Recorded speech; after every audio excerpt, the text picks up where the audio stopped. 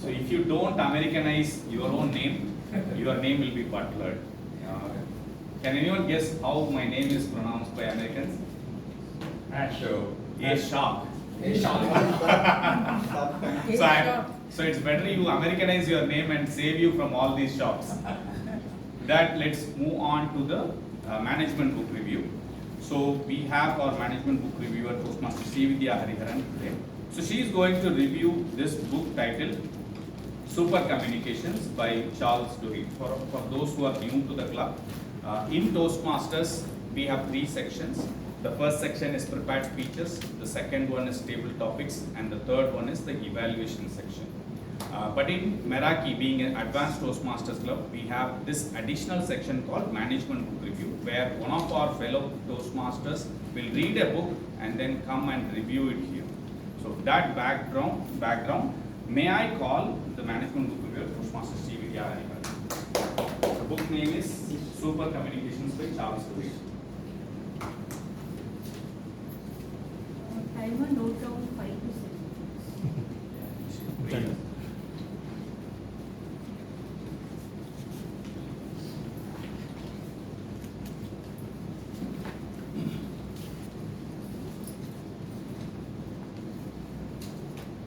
Tell me what is the most important aspect of communication. So Ashok, if I say that I have communicated to you, what is the important aspect? Getting to know the other person's mind. Perfect. So we are talking about connections. So why I picked up this book was because of this. I felt that whenever I was giving speeches and I was thinking why I love storytelling so much, when I walked into the room, I really love the fact that Chilakadan is like leaning and listening to me, or people are smiling, nodding their head. And I realized that it is all about connection. But it happens that in a one-on-one communication with your manager, with your spouse, at times, we feel that we are speaking 2 different languages altogether. I feel that they are actually responding, but there is no genuine connection that is happening. It is going on a parallel track. And then I came across a very fascinating TED talk by Charles Duhigg, saying that there are actually 3 communications and conversations in each conversation that you take up, and every conversation is a negotiation. So I was very fascinated with that, and then I ended up picking this book to understand the concepts further. So this is Super Communicator. This is supposed to be how to unlock secret language of connections. So that's what he says. And it's a very heavy book in a sense. You really have to read the chapter and then you have to get back and you have to really have a conversation with yourself. It is that kind of book. It is not a book that you can just read off. What really stood out for me in this book was very practical framework that doesn't really look like preaching. For example, it said that he was having a conversation with his wife and he was just complaining to her what a bad day he had in office and how his colleagues were not appreciating him, his manager was not getting along well with him. And then she gave a very practical suggestion that why don't you take him out for lunch and understand what. But he felt not heard. Because at the heart of every conversation you had 3 things. One, how you actually feel, whether you want to share your feeling. The second one is what you want to do. You are asking them for practical advice. And the third part of communication is how it actually makes us feel about our identity. And one case study really stood out for me. This is part of Netflix. So the CEO of Netflix had actually asked to step down. Basically, the culture of Netflix goes like this. You can really confront top management. It's a very open channel where you can confront people and say that this is not going right. And if you are fired, there will be a detailed email which will be sent out. Why a person was fired, why they were promoted. It's a very open culture.